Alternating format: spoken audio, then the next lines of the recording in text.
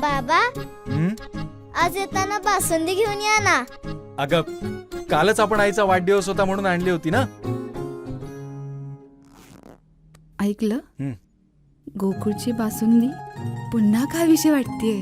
खरं सांगू, मलाही खावीशी वाटतेय. पुन्हा पुन्हा खावीशी वाटणारी गोकुळ बासुंदी. हिवाळी गावच्या शिमगोत्सवातील वाघ, खेळ आणि घोडेमोडणी लक्षवेधी ठरतायत. पाहूयात.